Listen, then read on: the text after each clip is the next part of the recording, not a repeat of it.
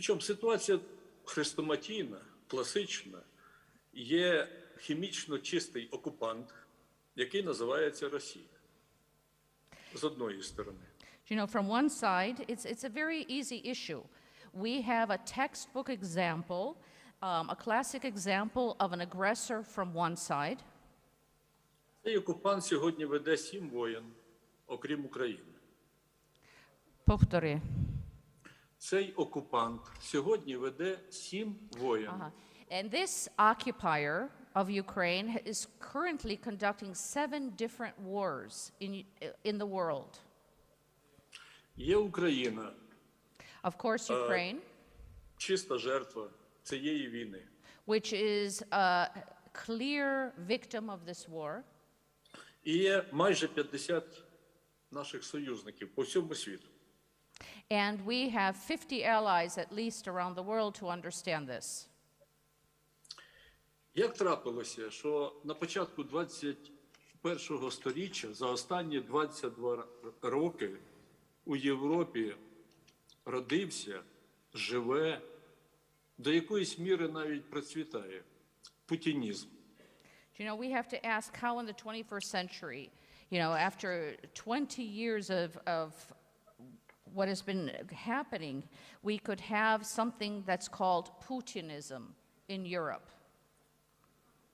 Це глибока, корумпована для нашого часу сама небезпечна формація фашизму. You know, all I can say is that this is a deeply corrupt and most dangerous situation for us today. Це абсолютне фюрерство. This is a Führer. Обнулене по термінах свого перебування на посаді. Це один цар, у якого є одна кнопка, і не працює жоден державний інститут Росії. Do you know what we have today is one Tsar with one button that he can press and no institutions that work in that country other than that Tsar. І я хотів сказати, що ми мусимо визнати для демократії, для свободи, в цілому для нашої позиції, що Путіну вдалося за останні 2 роки у західному світі, і особливо у Європі, створити корупційний інтернаціонал. We have to understand, in order to understand what is happening in democracy and freedom today, that over the last 20 years in the West, Putin has been able to create what I call a corrupt international.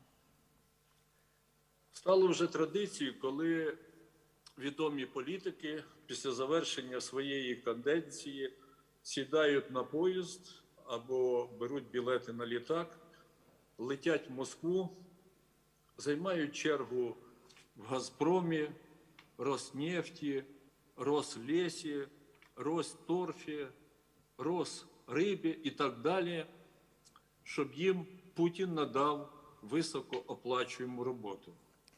So what we've seen recently is a tradition where politicians, after ending their terms in Europe, get on a train or a plane to Moscow, stand in a line to Gazprom or Rosneft or other institutions in Russia, and ask for a high-paid job. Там працюють колишні прем'єри, колишні міністри, колишні канцлери, багато урядових посадовців того, що ми можемо назвати Захід. Так відбувається, власне кажучи, шрёдерізація тої політики, про яку ми сьогодні говоримо. So we have seen former prime ministers, ministers, even chancellors, you could say many people from the West entering the same path, and this one we have termed in our country Schröderization. Політична опозиція Росії сидить у тюрмах. All the political opposition of Russia is in prison right now. Незалежні ЗМІ закриті. All independent media in Russia is closed right now. Тисячі думаючих росіян розкидані по всьому світу. Thousands of Russians with a conscience, with understanding, have been forced to leave and are now scattered around the world. А це на такому ґрунті процвітає на наших очах путінізм і його політика. This is the foundation that we're seeing today of what is really Putinism. Це все відноситься до того питання, яке в нас сьогодні у порядку денному. Я маю на увазі безпекове, бо, будь ласка, приклади. So today, I think the main issue that we're discussing is security. Я пригадую, як навесні 2008 року I remember spring of 2008 на саміті НАТО в Бухаресті at the NATO summit in Bucharest. Україні і Грузії відмовили, заблокували приєднання до плану дій відносно членства. Ukraine and Georgia were both blocked from entering candidacy status to NATO, Це зробили лідери Німеччини і Франції. and the effort against us was led by the leaders of France and Germany. І сказала тоді канцлер Меркель, що у нас ще багато корупції. У нас що? Багато корупції. Because the chancellor of Germany said we just had too much corruption in our countries to achieve NATO status. Це той час, коли якраз Шрёдер влаштовувався на роботу в Газпром Росії. This was at the time when Schroeder was already working for Gazprom of Russia. І тому не дивно, коли через 3 місяці після такого дійства провідних західних країн Путін заводить свої війська в Грузію. So it was no surprise when just a few months later, after this discussion, Putin put his troops into Georgia. Нападає на мужній 3,5 мільйонний народ. And there he met a very brave, courageous nation of 3.5 million people, який став загрозою для Росії, для російського путінського режиму. And despite their size, he felt they were a great threat to Russia, to his empire. Причому це він робить під гаслом принуждення Грузії к миру. And he used the term that he was forcing Georgia into peace. Не дивно, що через 5 років Путін вводить свої війська в Крим So і then, Донбас. only 5-6 years later, it's not surprising that he decides to invade Crimea and Donbass. Знову приходить як освободитель. Again, he is claiming himself a liberator. І в цей час Німеччина, Франція поставляє Росії високоточні військові приціли. And at the same time, Germany and France are giving, even after the war, are giving Russia high-caliber weapons, Прибори нічного бачення, night які, goggles, я розумію, що сьогодні Росія використовує на нашому східному і південному фронтах. and other equipment that now they are using on our eastern and southern territories. Це я даю, шановні друзі, для міркувань того, якщо ми не зрозуміємо витоків цього зла, So what I'm saying, if we don't understand the sources of the evil that is happening today, тільки розуміння того, яку небезпеку несе Росія і путінська політика світу, only understanding the great danger that Putin and Putin's Russia presents to the world today може спонукати нас діяти разом. can encourage us, urge us to work together in a united manner. У 2014 році Путін окупував 7% української території. In 2014, Russia occupied 7% of Ukrainian territory. Місяць назад він уже мав під контролем загально окуповану територію 15%. A month ago, he already controlled 15% of our territory. На сьогодні він окупував 20% української території. Now he has 20%. На Заході лунають з вуст мудрих політиків пропозиції, а чи не хотіла б Україна зробити територіальний презент Путіну для того, щоб зберегти його обличчя і прийти до миру. Okay, but yet we're hearing voices from the West, from wise politicians asking us, wouldn't Ukraine like to make some territorial concessions or gifts to Putin to give him a way to save his face? З іншого боку, за 100 останніх днів на баланс Росії поступило 93 мільярди євро виручки від торгівлі з Заходом. On the other hand, we have to say that over the last 100 days, the government financial balance of Russia has received 93 billion euro in payments for their energy. 93 мільярди. Прошу, запам'ятайте. 93 мільярди за 100 днів. Please remember, we're talking about 93 billion that they were able to receive over the last 3 months since they started this war.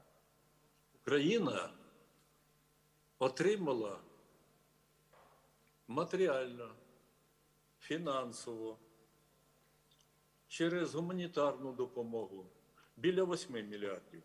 While our country obtained, in terms of material help, financial help, other assistance, about 8 billion. У мене запитання. Ми Вітя, усвідомлюємо... можна, щоб уже скоріше? Моє риторичне запитання. So my rhetorical question to you, 1,5% світової економіки Росії, чи переможуть 65% світової економіки нашого всього альянсу? So my question to you is, will 1.5% of the world economy somehow overcome an alliance of 60% of the world economy? Я думаю, що ми переможемо. I know that we will be victorious. Але в мене є 4 фрази на завершення, які я хотів би But сказати. I will end by saying, Перше. 1, Українське питання, питання української війни – це питання всіх нас. the question of Ukraine is a question for all of us. Воно повинно стояти на порядку дня під номером 1. This should be a number 1 question for us today. Нам потрібна перемога. We must win, І тільки перемога принесе мир. and peace will only come when we win. Друге, не менш важливе. Also important, Задачі нашої перемоги не завершуються конституційними кордонами України. and we're not talking about only the constitutional borders of Ukraine. Задача перемоги – демонтувати всі загрози, які несе Російська Федерація світу. Because we're talking about the dangers that Russia poses beyond our borders to other countries. Потім, після перемоги, в Маріуполі чи в Бучі, на Центральній площі, ми зберемо виїзне засідання окремого кримінального міжнародного суду, де будемо судити Путіна і його злочинців. Then after the war ends, of course, we will all gather together somewhere in Bucha or in some of the other areas that have been destroyed, and we will conduct a court, judicial proceedings against the crimes that have been committed against Ukraine. Потім скличемо міжнародну економічну конференцію. Then we will have an international economic conference. Потім зберемо безпеку світову конференцію. And a security conference. І будемо робити нову модель безпекового концепту світу. And we will create a new concept of international security for a new global order. Але на сьогодні нам треба перемогу. But today, our first assignment is victory. Слава вам і слава Україні. Glory to you, glory to my country.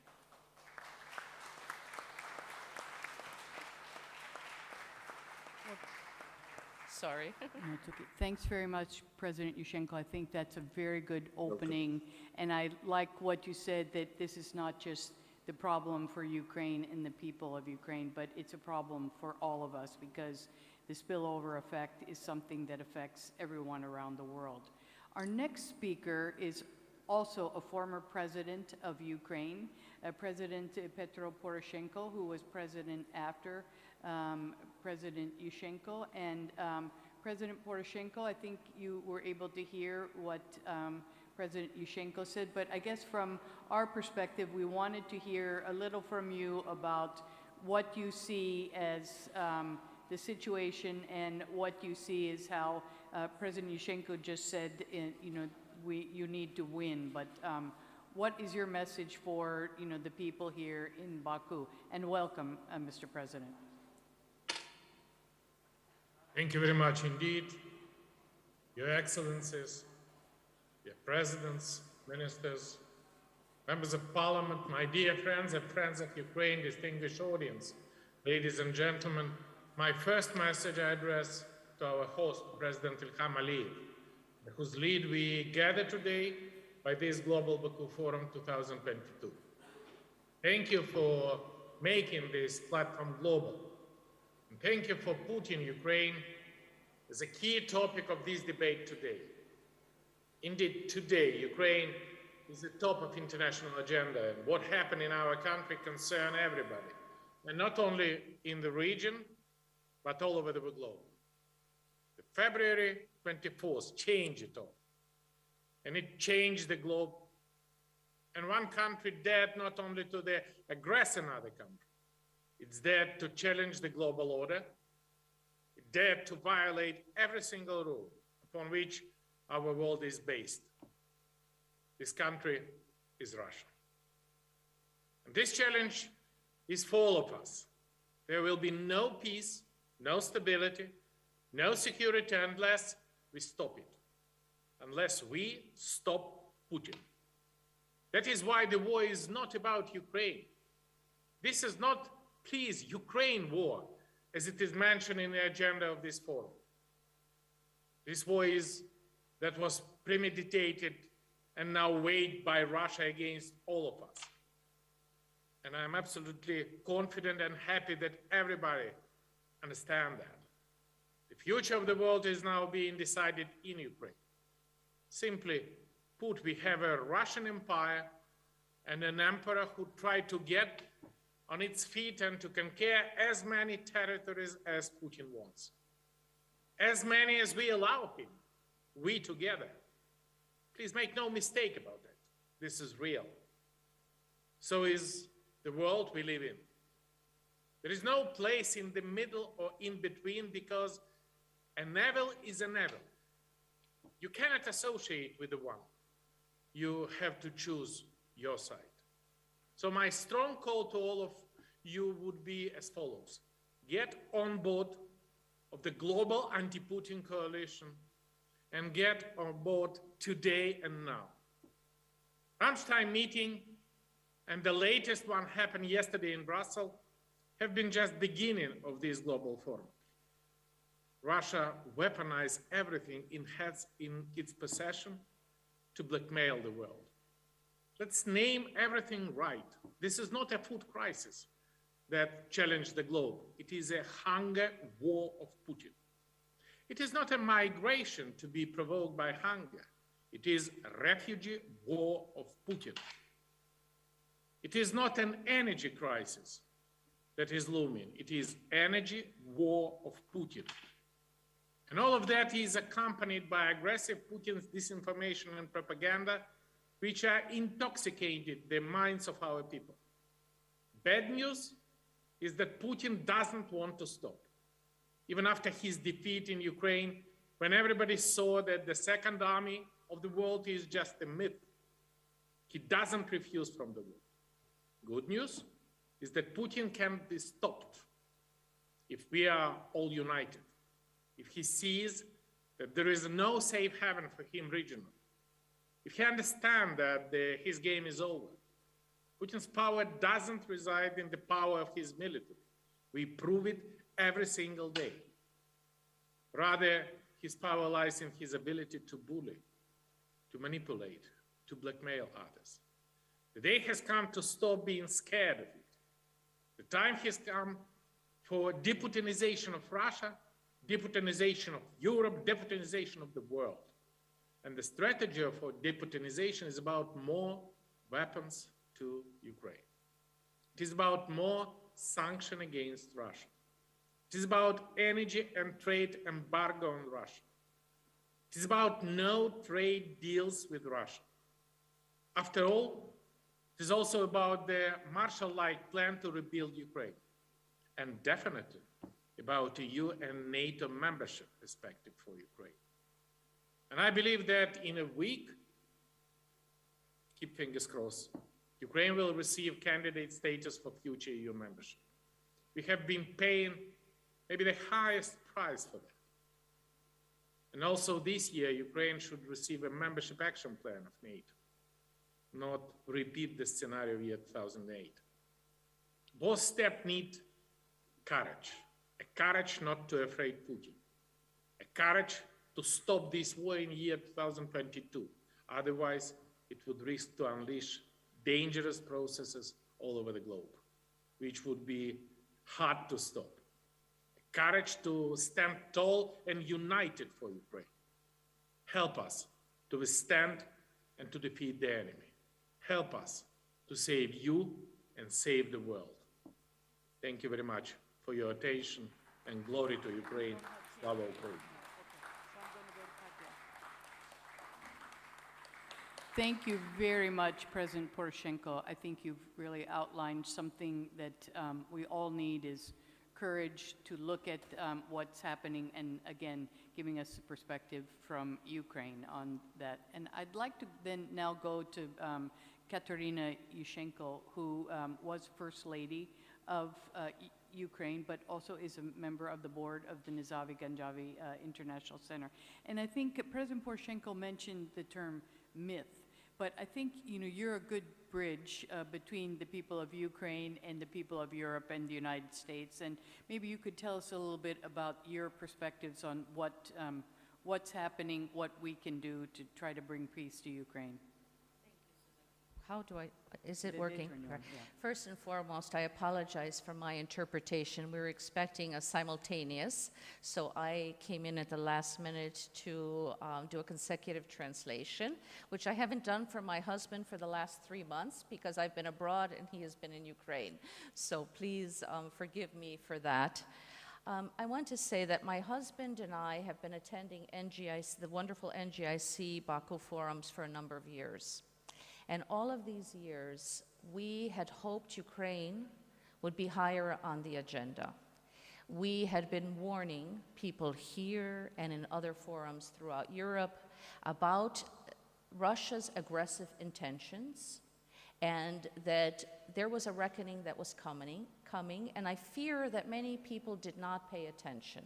At least in Europe, as my husband said, the Europeans doubled their energy imports, they provided weapons, they provided training to Russia. They didn't listen to Ukraine, they didn't listen to Poland, they didn't listen to Georgia and the other countries.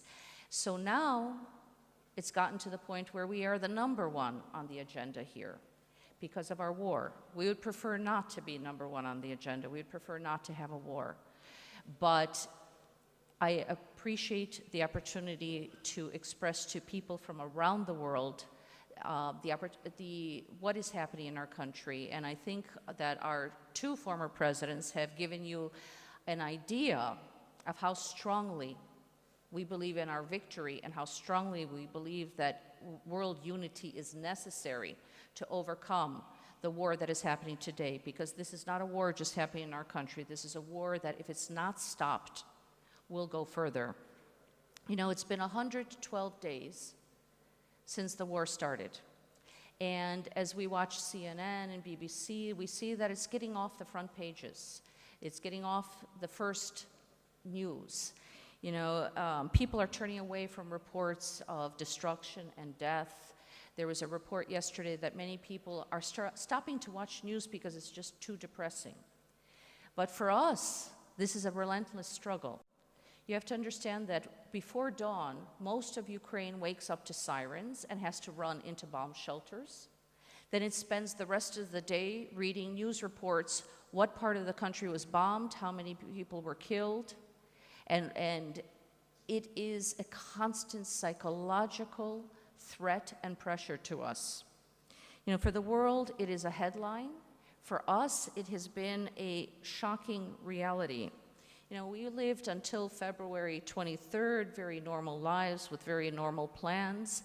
And when President Biden told us we would be invaded, I have to tell you that many of us just didn't think that they understood, that Russia understood that it made no sense to invade Ukraine. That's what we felt. And then within days, we had tens of thousands of men returning from Europe to fight. We had 100,000 people, men and women, joining up in our territorial defense forces. We had 10 million people moving around the country trying to find safety. And we had first 1 million, then 4 million. Now we have 6 million people that have gone abroad, mainly women and children, trying to find shelter and safety, leaving their husbands, brothers, fathers behind. My parents were refugees of World War II. I grew up hearing their stories, and I never thought I'd be a refugee. But for the last 3 months, I am a refugee. But now, more Ukrainians are returning to our country than leaving. I'm returning Monday with my daughter, and most of us are returning because we understand that there is only a life in Ukraine, and we have to continue fighting. You know, as my husband said, we feel that we are paying the price of so many years, 22 years, of European and other collaboration with Russia. You know, I believe that Europe, unfortunately, still lags in understanding the danger that Russia poses, not just to Ukraine, but to European civilizational values. You know, they keep pushing us into a ceasefire. They keep hoping that we can return to business as usual, to an end of sanctions. But they forget that Putin has one strategic goal that he has announced very clearly in Ukraine. That's to destroy our country, our people. That we should be erased off the face of this earth once and for all. They have come up publicly, printed in their media, a genocide handbook, and talked about ethnic cleansing. Medvedev, the former president, a protege of Putin's who is now on the National Security Council, said, and I will quote, "I hate them. As long as I am alive, I will do everything to make them disappear." You know, if they have one goal, to destroy us, we also have one goal, and that is to survive.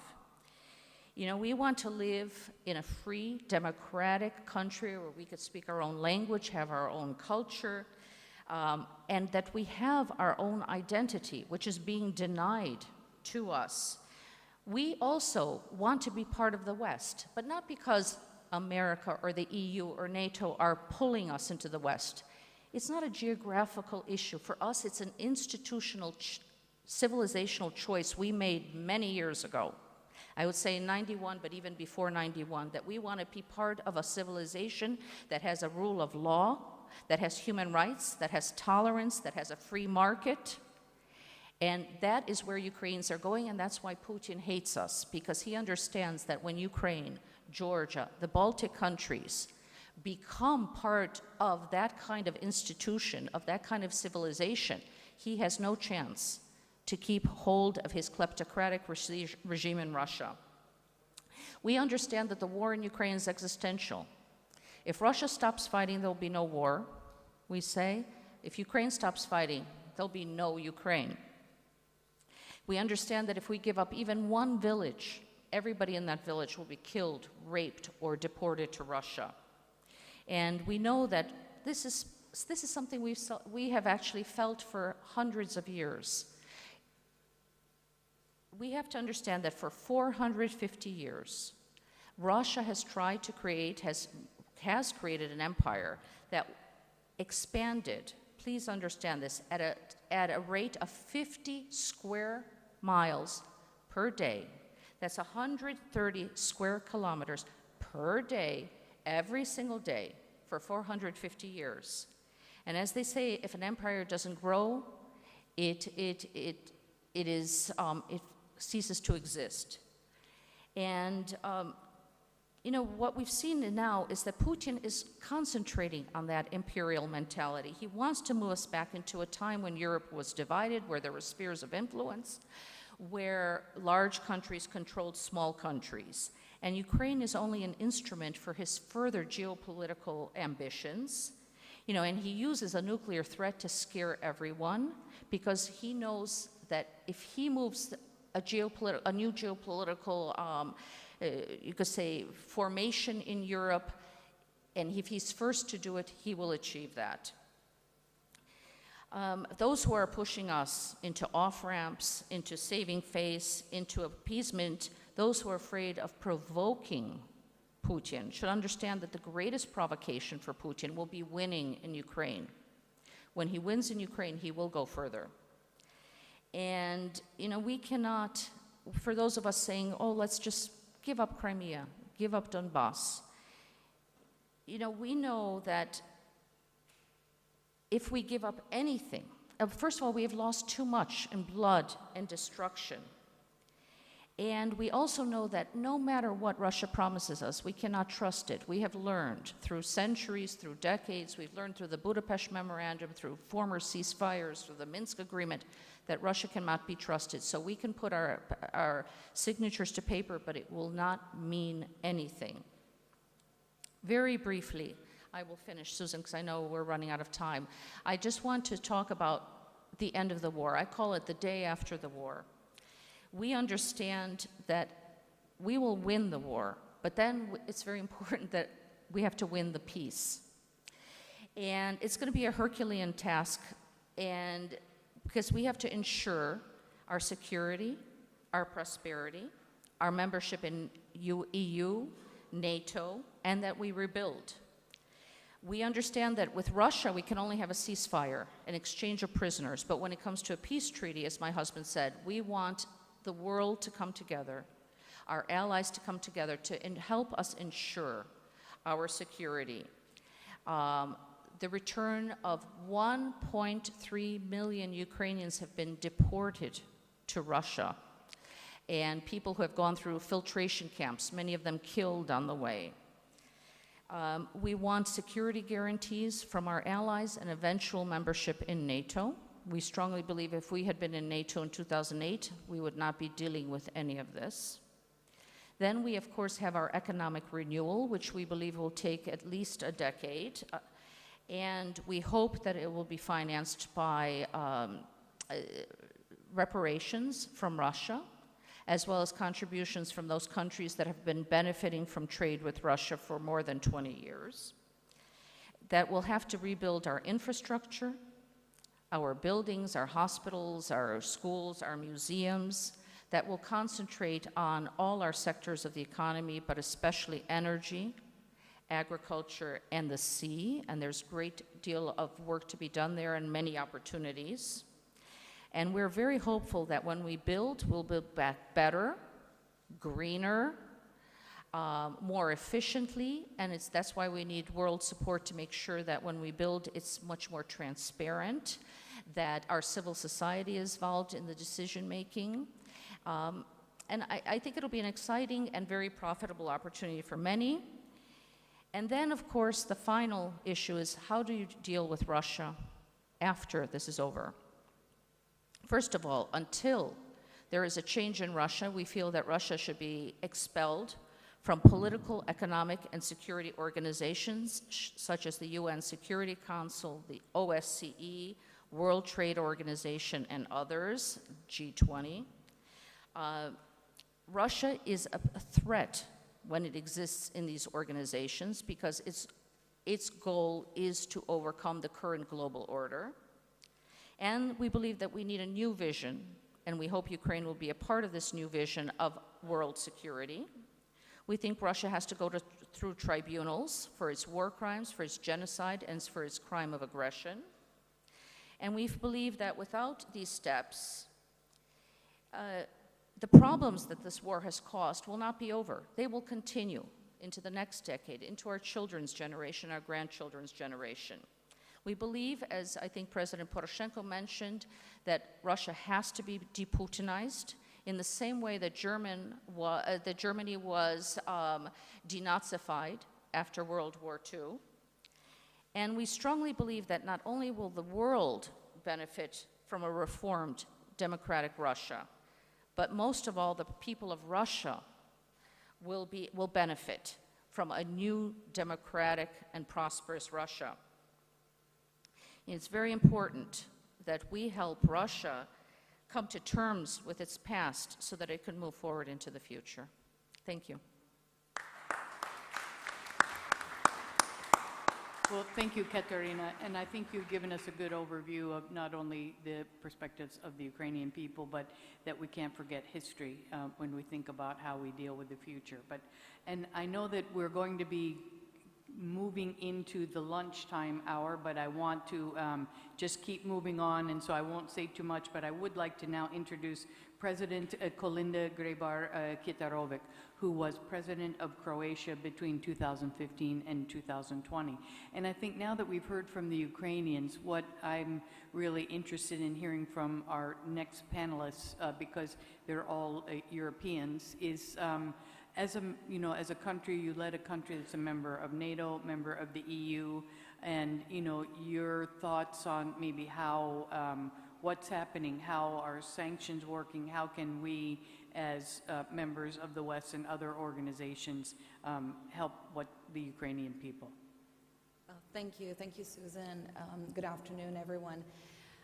Yes, I was leading a country that's a member state of EU and NATO, but also a country who was victim of aggression and occupation, and who had to go through the reconciliation and the rebuilding process, which is a very challenging aspect. So let me just single out, I know we don't have too much time, and I don't want to go on too long. There's so much that we could talk about this conflict. But let me focus on 5 aspects. First, the first priority is to end this war. Second, in the meantime, preventing this war from escalation and from spreading elsewhere. The third aspect, or the third priority, to maintain cohesion among us, not just in Europe, but really globally, and to protect the common values. Fourth, to redefine relationship with Russia. And fifth, the post-conflict rebuilding and reconciliation process. So the first priority is to end this war, obviously, to bring about the cessation of hostilities. For that, of course, Russia has to stop its aggression, to pull its forces, and to create conditions for negotiations on the peace settlement, because peaceful and negotiated settlement is the only way that we can end this conflict in the long term. And in the context of what has been said so far by the representatives of Ukraine, I must underline that absolutely none of us outside of Ukraine have any right to impose the terms of that peace upon Ukraine. We must restrain from the temptation to set the objectives that only Ukraine can set for itself, because Ukraine is a sovereign, independent, internationally recognized country within its internationally recognized borders, including by Russia, and is exercising their right to self-defense that is firmly embedded in the UN Charter. Second, to prevent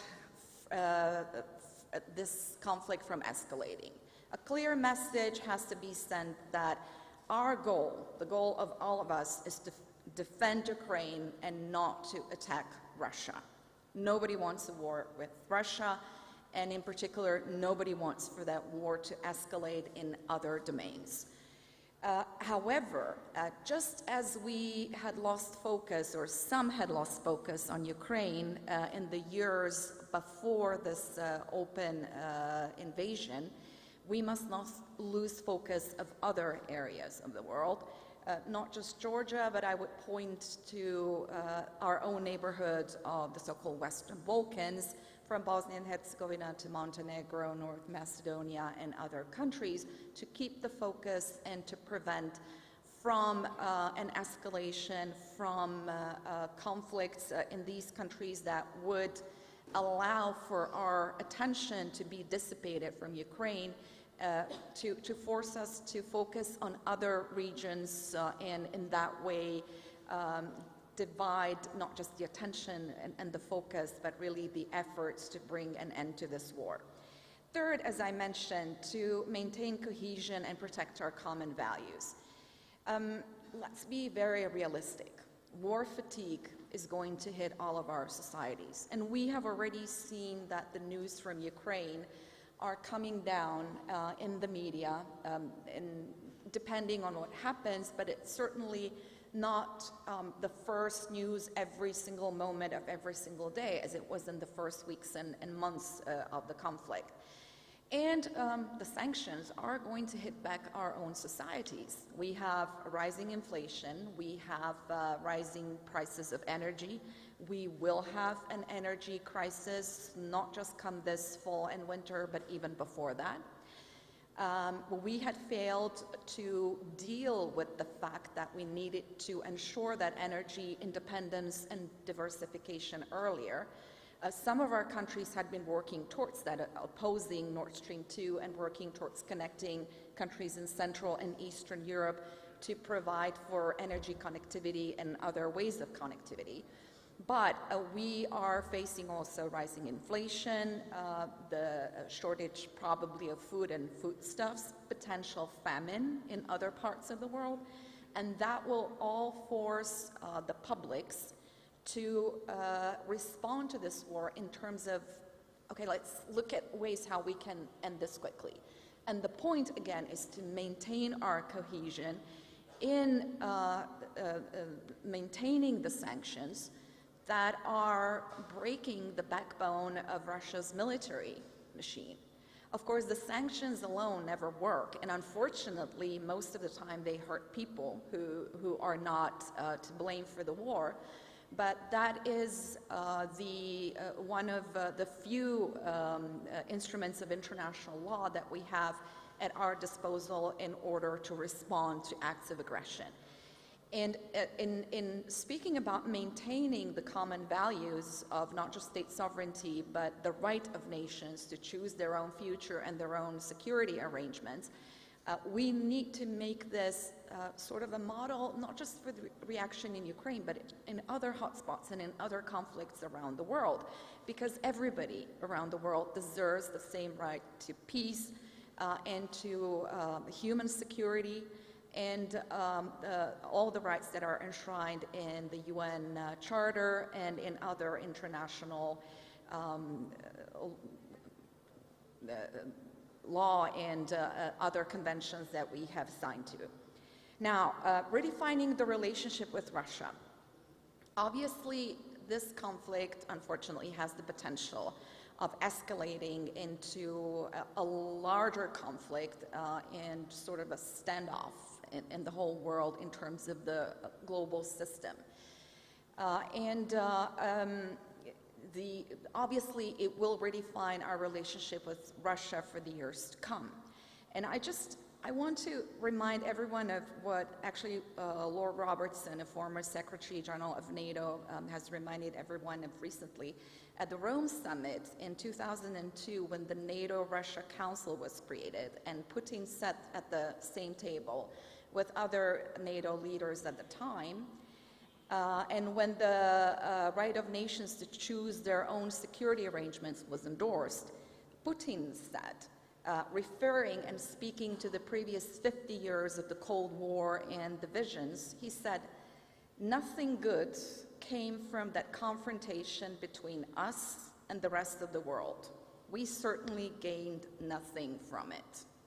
So I hope we go back to that way of thinking. And in the meantime, obviously maintaining a dialogue with Russia on preventing escalation, misunderstanding, misrepresentation, misinterpretation that could lead to further escalation of this war.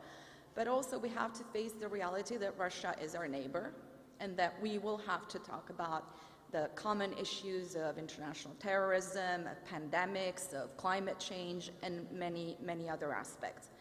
And now the fifth point is the post-conflict rebuilding and the resolution. That is, from my own experience, it's a very difficult process. And if I can be a little bit personal now, when I was sitting in the cellars in Zagreb in 1991, when rockets were fired at Zagreb, and we were listening from day to day what was happening in Vukovar and Mariupol is, for us in Croatia, the case in point, the very, very similar situation on perhaps on a higher level. When we were being shelled and rocketed and under sniper fire, at that time I thought that it would take eons for us and our Serbian neighbors to be able to live together, to work together. But fortunately I was wrong. For Croatia, it was a lot faster because we looked into the future of what we wanted. We wanted peace, we wanted security.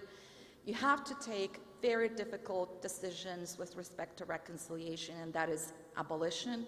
But one thing must be assured, and that is justice for the victims. War crimes must be investigated, and we support all the efforts of the United Nations, of the Human Rights Council, of the ICC, and everybody else to conduct proper investigations and bring perpetrators from justice. And in all this, of course, we have to avoid blaming entire nations and communities for the war crimes that have been committed. And finally, from the European Union and from all of us, we have to provide for the conditions for Ukraine to be rebuilt economically and in all other senses. We have to speed up the European integration process, not just for Ukraine, but really for all the other countries who aspire to become members of the EU. And the case in point, again, is my own neighborhood of the Western Balkans. And we have to include Ukraine in any other initiative. As one of the founders of the 3 Seas Initiative, for instance, I hope that at the next summit, Ukraine will be invited to become the member of the initiative, which will provide for very specific projects for the rebuilding of infrastructure in transportation, in energy, in digitalization, and many other areas. And in closing, I really want to wish everyone in Ukraine peace and security. We will do whatever we can in continuing to assist Ukraine in the right to self-defense, but we really have to provide for that space to conclude negotiations on a peaceful and diplomatic solution, as, again, that is the only solution to this conflict. Thank you. Thanks, Belinda.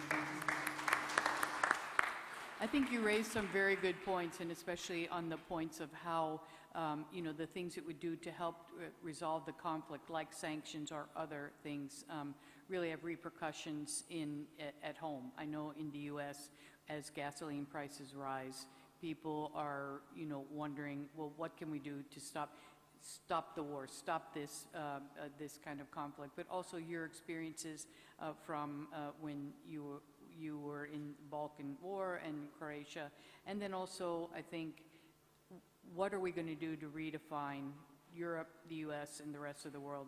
What will the relationship, when the war ends, what is the relationship going to be with Russia? I think that's an important issue that perhaps people aren't thinking about. And I want to now turn, Tom, your name is on the end of the list, but I want to turn to you because you're a member, a current member, not a former member of the European Parliament. And I think that, some of the things that it'd be interested in your perspective on what, from the European Parliament perspective, what are the kinds of things that you can do to create a new security and to stop the conflict that's occurring in war. And just to say, and if I say your name wrong, you can tell me, but he has a long last name, but it's Van de Candelare. Very well. Thank you so much. Bravo. But anyway, Tom, please. Thank you, Susan, and let me first say how distinguished I feel to be in such a panel of distinguished All women. speakers, even being the only man on the panel. And indeed, to give you the European Parliament's viewpoint on things happening today, European Parliament's viewpoint, which I think is very outspoken on how Europe has been dealing with this war. And the bottom line of my intervention would be that we have come late to the show, but that we need to step up our game now and that we're effectively doing so. And I would want to give you 3 examples of how and why we want to do this. One on the fight against impunity, one on hybrid warfare, and a third one on sanctions. First of all, on the fight against impunity, I do think we all agree that we must do everything that is necessary to investigate all crimes of international humanitarian law and indeed to prosecute the perpetrators. To that end, we all need to fully support what the ICC prosecutor is doing, but much more than that, we need to make possible the fact that there is effective prosecution. We need to find, quite rapidly actually, as Europeans, the appropriate legal basis to be able to install a special international tribunal for the punishment of crimes of aggression against those that actually indeed have committed those crimes. The fact that existing international jurisdiction mechanisms don't fit adequately to be able to do the prosecution, I think should not hamper us, but quite to the contrary, should mobilize all of us to make sure this special international tribunal indeed sees the light very, very quickly. Second remark on hybrid warfare. I think since the beginning of this war, we have seen clear examples of hybrid warfare, whether it be the migrants being flown into Belarus to be put at the border with Poland, whether it be the economic coercion for energy deliveries that we're seeing from Russia, or whether it now be the latest disinformation campaign by the Russians on a famine caused by European sanctions. I think it is clearly there, hybrid warfare. We see it, we observe it, and we're ready to act upon it. And I think there's 2 essential elements there.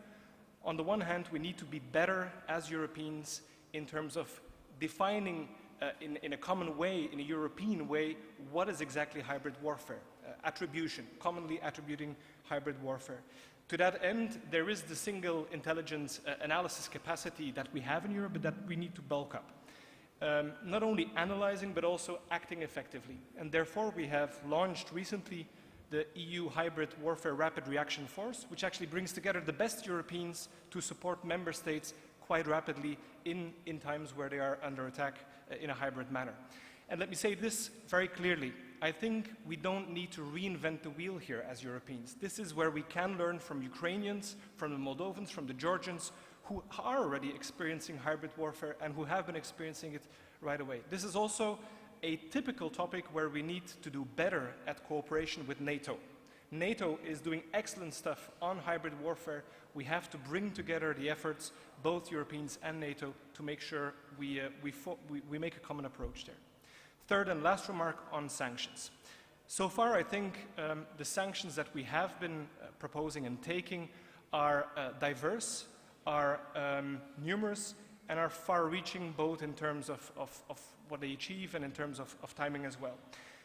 I do want to say that I remain in favor of a phased and progressive approach.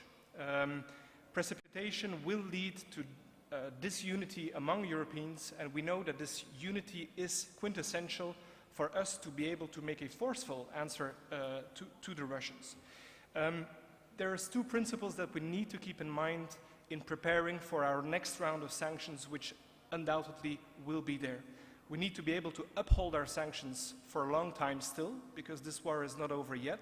And secondly, those sanctions need to harm the Russians and the Belarusians by extension more than they need to harm us. But there too, we need to step up our game as Europeans.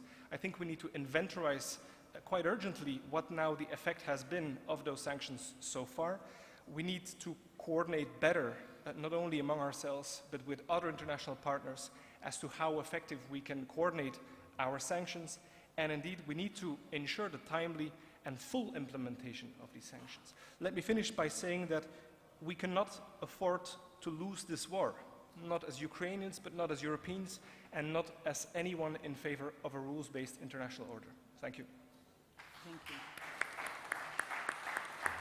And thank you, Tom. I think you made some very good points about, sanctions and how the only way to get sanctions to work is to keep them firm and, keep going. And I know, again, we were to have a message, again, in speaking about a European from Dorobaka Yanis, who was formerly in the government of Greece. But again, we will add those to our video messages that people can see later in the essence of time.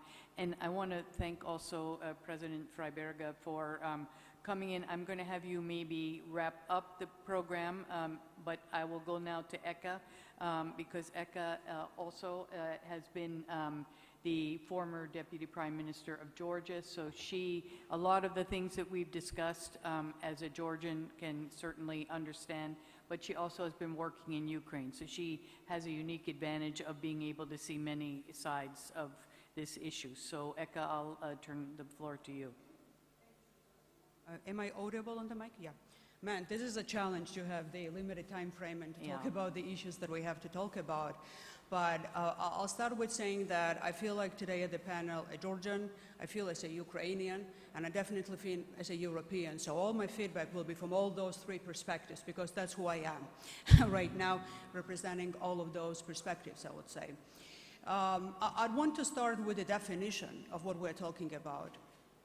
And I frequently hear, and it's not a comment related to how we discuss this war here at this panel, but Russia-Ukraine war sometimes seems to be the best definition you hear. Ukraine-Russia war here and there. Sometimes it's a Ukrainian situation. Sometimes it's a Ukrainian war. Current situation in Ukraine. I think we need to have a wake-up call and being clear of what is it that we talk about, and that's a large-scale, conventional, military invasion of Russia with the genocidal intent already that is clear against Ukraine. That is what is happening on the theater of military operation.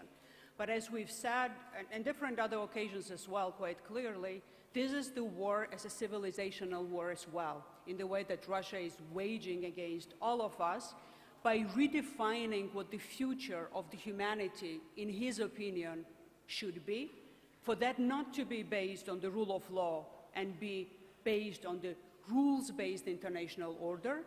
And I specifically don't mention here liberal rules-based international order, but just even the rules-based international order ought to go back centuries way back when the might was right, and then everything was unpredictable depending how the military might or economic might of different actors would permit for the geopolitical scene to change in the world. And that's why what matters in Ukraine right now matters for everybody else in this globe. And that's why I would hope that it will be accepted in this audience when I will say that the outcome of this war will define for decades to come what will be our future of our children, and even our grandchildren, no matter what is the age that we bear with us now here today. And why is that shocking experience of what happens in Ukraine is so much felt in this way across the globe? Because we have to be frank in this audience, we've seen the wars, we've seen atrocities in our countries, in recent history. Look, in Syria as well, what was happening there recently, right? Atrocious violations and then, the loss of human life. But audacity and openness, not even camouflaged way of destructing by Russia everything that we thought was the foundation of international order, is something that makes it so apparent that outcome of this war will define what the life for all of us will be for decades to come. And in this case, I want to clarify my vision of what that outcome should be. And I would really very much hope for us to have clarity of what this outcome really should be. and quit diplomatic perceptions of that, fearful perceptions of that, what is possible, what is impossible. Ukrainian people already have proven that everything that was thought to be impossible is possible. Nobody thought that Ukraine would last more than 3 days or 7 days while facing Russian invasion of that scale. They did. They did more than that. They have awakened us to start to believe that actually we can sustain fear of Russia and maybe, hopefully, overcome the fear of Russia that many of us still do have. And I hope that reverence to Russia is somewhat gone, respect or fascination with its riches or whatever it is that Russia bears, but at least what I would hope is that we are not fearful of Russia anymore. And with that awakening, we need to be honest with ourselves. What is it as an outcome that we think not only possible, but at least strategically desirable for us? And there are three main components to that, in my opinion. Ukraine's win is essential to that, because protracted conflict, in whichever shape that can be, concessions, no concessions, that's a win for Russia, by definition. What is the win for Ukraine is for Ukrainians predominantly to decide. And by that I mean, what is the extent of restoration of territorial integrity for them? I have my own opinion that it's the full restoration, but it's Ukrainian people's decision to be made. And I have to make it clear that when we say, and I'm very much appreciative that it's a consensus, at least that I'm hearing, that nothing can be imposed on Ukraine, I want to say it as a representative of the country that had different ways of imposition on us, what was the choices that we could make. Imposition can be direct, and imposition can be indirect. If Ukraine is not helped now sufficiently enough, militarily, fast enough, sufficiently enough, to do with the equipment that they need, what they are determined to do, to fight up until the end for their victory, which they can do themselves without help when it comes to the military manpower, that's an indirect imposition. What part of the country was bombed? How many people were killed? To fall into the trap of concession. Because they are losing hundreds of their best young generation Ukrainians every day by resisting this war.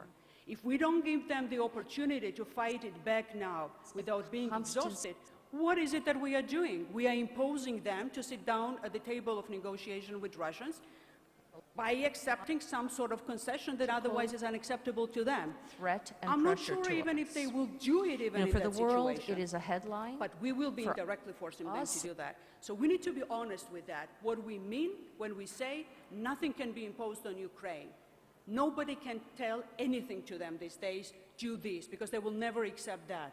But by not helping them enough, we are doing the same. So I just want to make it clear that we need to be honest about that as well.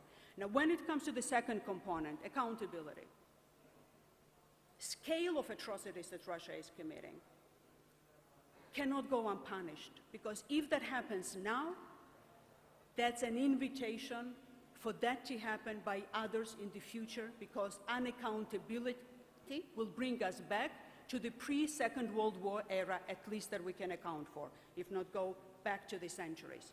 I'm very much appreciative to hear about the position on the tribunal against aggression, because indeed there's a deficiency because of the limitations in the statute of ICC and non-membership of Russia primarily to the court, for that not to be covered by this very respectful and good court. But at the same time, I would, with ICC as well, would very much hope that prosecutor enlarges the scope of its investigation from war crimes to crimes against humanity and crime of genocide as well. Because I'm an international lawyer myself, I work with ICTY myself, it's there. The signs of those crimes are there. So it's not only war crimes we're talking about, it's crimes against humanity, crime of genocide as well. And finally, the best outcome that could be coupled with the victory of Ukraine is for Ukraine to emerge stronger, more prosperous, and as Ukraine decides, as part of EU and NATO, in the way that will be completely against what Russia wanted for Ukraine to be, by crashing its identity and then its existence. So rebuilding and recovery of Ukraine is one of the key priorities that we have to have in mind. And I'm very glad that Ukraine itself is pushing already to plan for that. We as international community are already engaged on the ground with Ukrainian partners to think through the mechanisms that will be accountable, integral, transparent, and effective to kickstart the process when the moment comes, with the good plans already and commitments at play, so that we don't contemplate after, but already getting ready to that with that perspective in mind. And I'm sorry, finals I said, but very much final on Russia. Maybe it's my painful experience with Russia that speaks with me. Maybe that's already genetic for the generations of Georgians to have. But we are at the moment when I would prefer, and that's my preference, even necessity in my understanding to have, that we speak about relationship with Russia when Russia will be at this stage when relationship can be built with Russia. Now, we can only have deterrence of Russia, because Russia is not the party with whom one can relate with, in my perception. Russia can be deterred so that Russia cannot hurt us more. And then we need to do what we can do with ourselves more, rather than think about what we can do with Russia. Russia will have to have its own catharsis. And then losing war will be encouraging that moment, very much so, like it was for the Germany. But countries that are invading other countries, that are not losing the wars, usually not having that catharsis. But for Russia to remain a challenge for us, we need to, for not to be a challenge for us continuously, we need to make sure that Russia loses this war, so Russia emerges as a civilized, democratic Russia after that, because without losing this war, Russia will not emerge as a country that one can be relatable with, but rather be afraid of.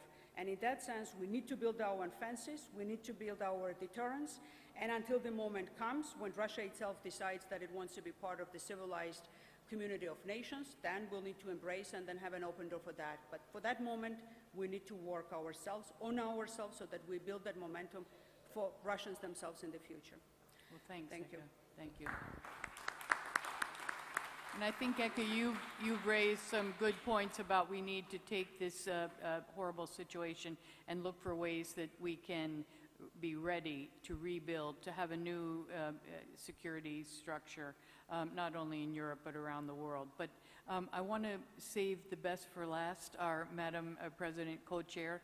Maybe if you could give us your thoughts. I know you didn't hear at the beginning, we talked about sanctions, we talked about the kinds of things. In fact, Katya talked a little bit about, she had a similar experience that you did of being a refugee as a young child.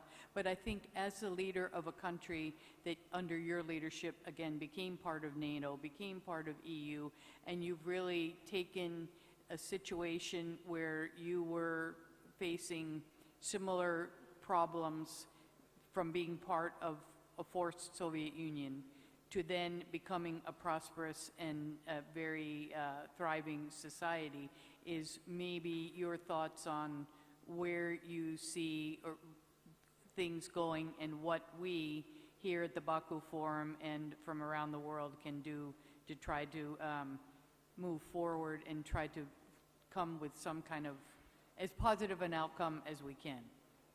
Thank you, Madam Chairman. Thank you, dear Susan. I am sorry for coming in late. I have very good reasons to have had to be absent. There's a lot to be said, excuse me, about what has happened on the 24th of February of 2022. One country which had been encircling another for several weeks and months kept saying, we are just moving troops around. It's, of course, our business what we do in our country. We have no intention, and we never will invade Ukraine. And BBC journalists have interviewed the public in Moscow and asked them how do they see the situation about the war in Ukraine. And they said there's no war in Ukraine. How so? Well, because our president told us that he would never invade Ukraine. And I believe in him because this person, as millions of other Russians, have heard nothing but propaganda ever since President Putin came to power. Now, having said that they would never invade Russia, of course, Russia would never invade Ukraine, they proceeded to do just that. And then the next step was to say that they had not invaded, that there was no war, but there was a special operation. And so on it went. And the reasons for invading were given, which were a redefinition of what Ukraine is about. And I might add that even though the attack was directed concretely and brutally against Ukraine, President Putin was, in fact, talking as the heir of the Soviet Union. And not only that, he was talking and continues to be talking as the heir to the most oppressive and repressive aspects of the Tsarist Empire, the imperialistic desires of Russia to continually expand, as Katja was pointing out. For some reason, the reason of existence of Russia is to be a great power, and the way they see to achieving it is to trample somebody underfoot and to invade somebody. And we are having here a confrontation between two worldviews of the global order. The one Russia wants to impose, and by the way, imposes by constantly abusing language and saying that black is white and white is black. We are not going to invade and then invading. Destroying a country and then saying there's no war, there's just a special operation. Putting one's own people in prison for actually simply describing what is happening there. It is an attack on language. It is an attack on thought. It is an attack on the concept of truth that all of us have. That goes beyond the military horrors that they are perpetrating.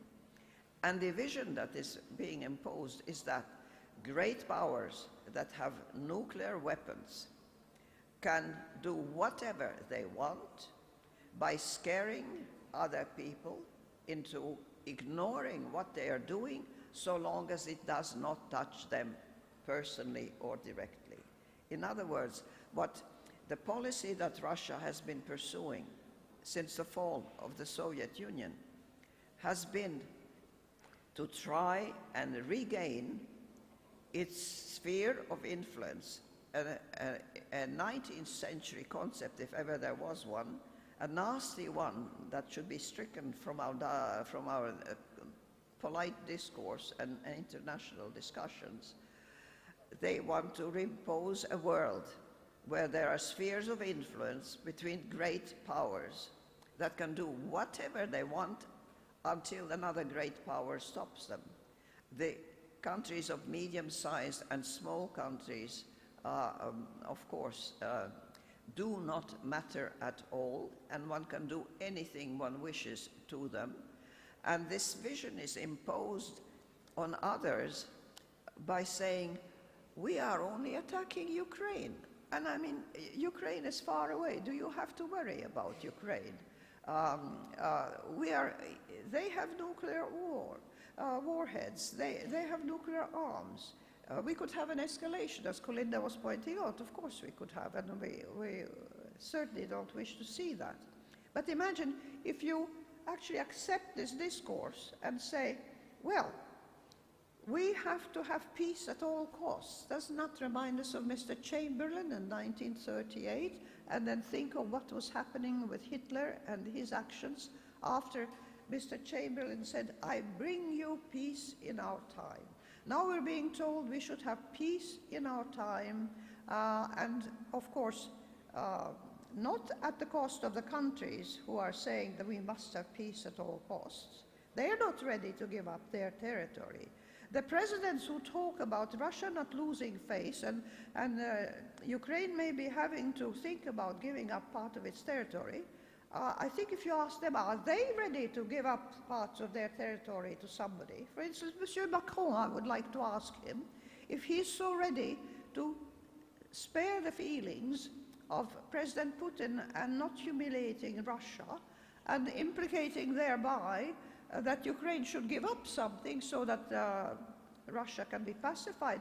Would he, President Macron, be ready to give up Alsace and Lorraine to his near neighbor, Germany, with whom they had 3 wars before Monet and Schuman created a new vision of Europe and a new vision of how countries can live together?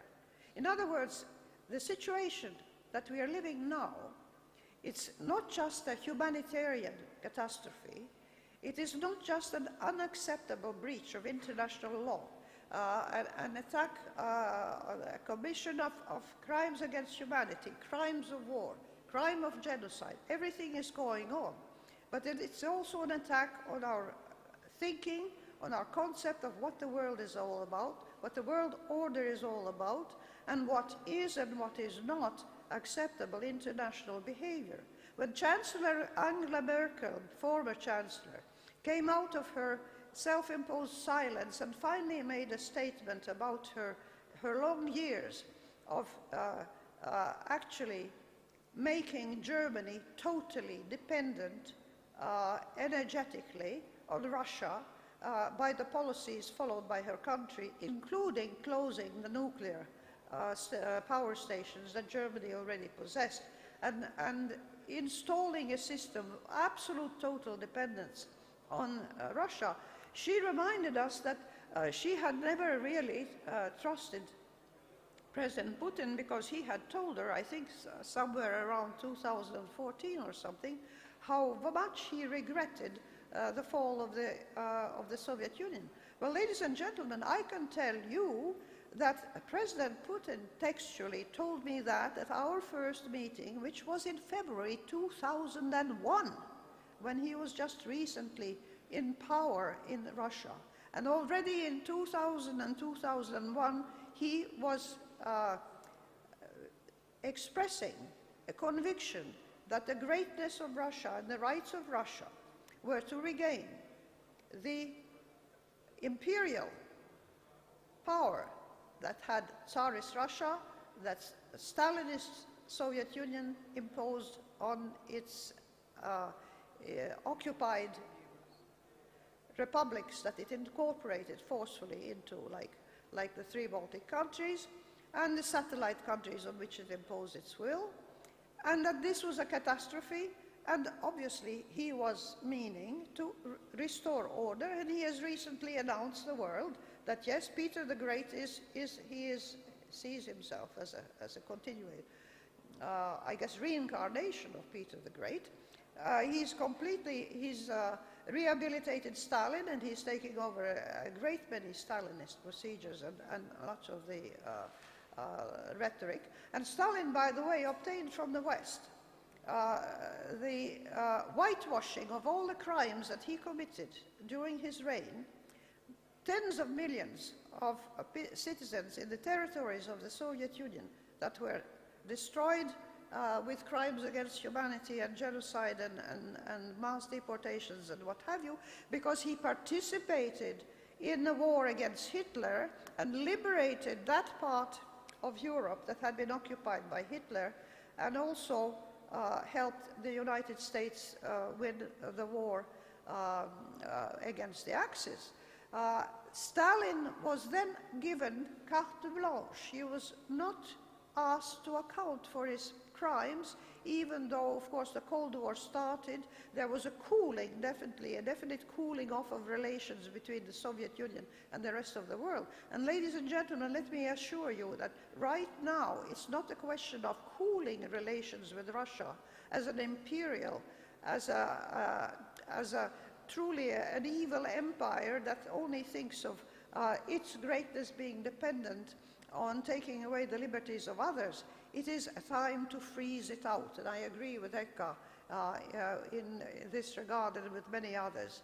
A country that attacks its neighbors, that attacks the world order, that attacks all our concepts about what relations between nations and between peoples can take, it has to be frozen out of polite international society, because if we accept it, if we give in to the fears that they dangle and the threats that they dangle over our heads, then we are submitting to authoritarianism of the worst kind. If the whole world has to bow and cater to the wishes of anybody who happens to have nuclear weapons and nothing else, then we are in for a very, very grim future, even worse than what the climate change is promising for the future. So I would say, ladies and gentlemen, now is the time to make a choice in the world. Which kind of world order do we want to live in? One where brute force, power, and brutality rules the day, or a rules-based international order where countries follow some kind of rules, and of course where they use a discourse that is not a mockery of truth, that is not pure fantasy, reinvention and rewriting of history, denying of reality, saying, no, we are not invading, no, we are not at war, we have not bombed, and so on, when the evidence points to the contrary. We have a choice to make, and we have to choose to be on the right side of history. If we do not, if we make the wrong choice, it is going to be a very, very unpleasant and nasty future. And not just for the immediate neighborhood of the Russian Federation, but believe me, extending far, far beyond these borders. Sad to say.